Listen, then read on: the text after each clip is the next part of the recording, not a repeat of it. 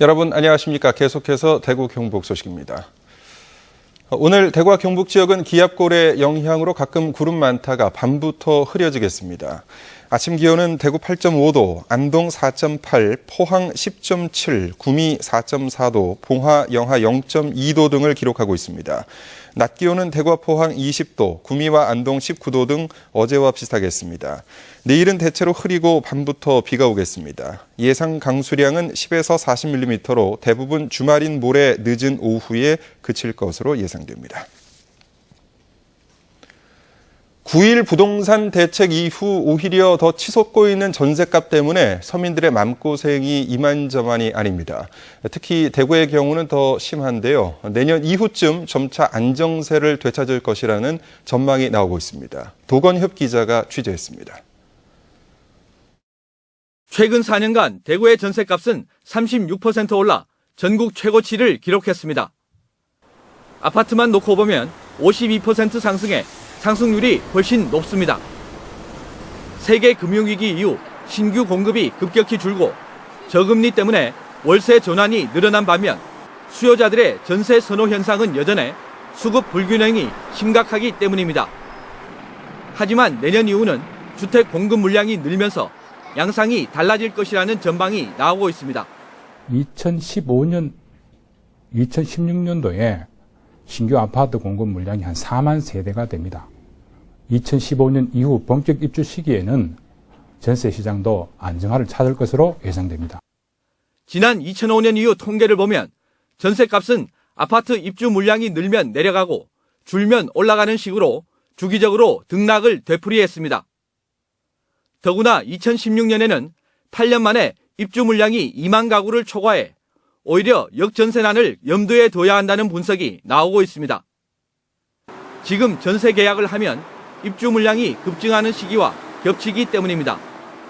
매매 가격과 비교해 전세값 비율이 90% 이상 지나치게 높은 경우 피하는 것이 좋고 무리하게 대출을 받아 집을 사는 것 역시 금물입니다.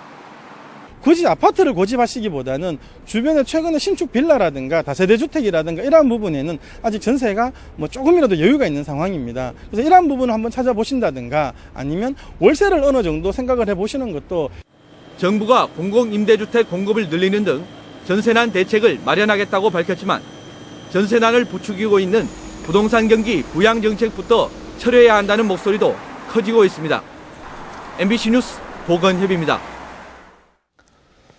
시중에서 잘 접할 수 없는 희귀 도서들과 대구의 근대 모습을 담은 사진들을 볼 수 있는 전시회가 열리고 있습니다. 세계적으로 인정받고 있는 우리나라의 인쇄 기술도 접할 수 있습니다. 이태우 기자의 보도입니다. 고려 제조 대장경 가운데 하나인 묘법 연화경입니다. 법화 사상을 담고 있는 천태종의 근본 경전으로 흔히 법화경으로 부르는데 고려시대 인쇄술이 얼마나 정교했는지를 고스란히 보여주는 불경책입니다. 8가지 약초를 판화로 찍어낸 향초 8첩은 활자가 아닌 약초를 책으로 펴냈다는 점에서 이색적입니다.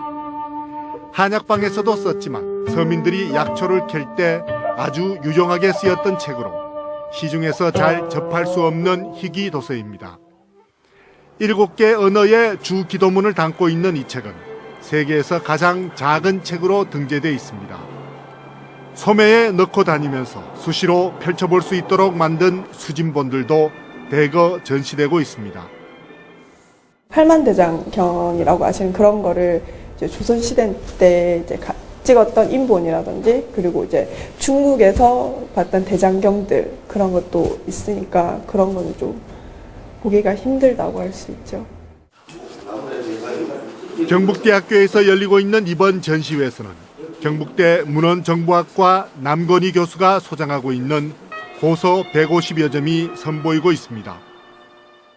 조선시대로부터 시작해서 근대에 우리가 어떤 출판이 있었느냐를 아는 그런 자료들을 중심으로 했고 또 역시 이제 인쇄에 관계되어서 우리 한국의 전통 인쇄술이 세계사적으로 의미가 있으니까 그 관계되는 자료를 전시했습니다.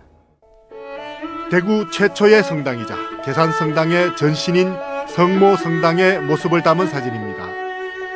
우리나라에서 네 번째로 지어진 성당인데 순수한 한옥 양식으로 지어졌다는 점에서 의미가 큽니다. 중앙통 대구서적 자리에 있었던 대교 서점과 서양 음식점 라쿠텐 등 개인이 소장하고 있어 그동안 잘 접하지 못했던 대구의 근대 사진들도 대거 전시되고 있어 눈길을 끌고 있습니다. MBC 뉴스 이태호입니다. 대구시가 아파트 비리에 대한 감사를 확대합니다. 전체 입주민의 30% 이상 동의를 받아 감사를 요청하는 경우와 150가구 이상 아파트 중에서 주택법상 의무관리 대상은 감사 대상이 되고 입주자 보호를 위해 필요할 경우 직권감사도 할 계획입니다. 대구시는 2개 조 12명의 감사반을 편성해서 입찰과 계약 등 회계 처리와 관리비 부과 및 정산 실태, 입주자 대표회의 구성과 운영 등에 대해 중점 감사할 계획입니다. 대구시 중구 향촌동 옛 상업은행 자리에 향촌문화관과 대구문학관이 조성돼 오늘부터 본격 운영에 들어갑니다. 1층과 2층을 사용하는 향촌문화관에는 향촌동 문화의 변천 과정과 함께 중앙로와 북성로, 공구골목 등의 옛 모습이 재현되고 있어 타임프레임이라는 주제의 기획 전시도 열리고 있습니다. 3층과 4층에 들어서는 대구문학관에는 이상화와 이장희, 현진건 작가를 재조명하는 공간이 마련됐고 지하 1층에는 우리나라에서 가장 오래된 음악 감상실인 녹향이 이전됐습니다. 이상으로 MBC 뉴스를 마칩니다. 고맙습니다.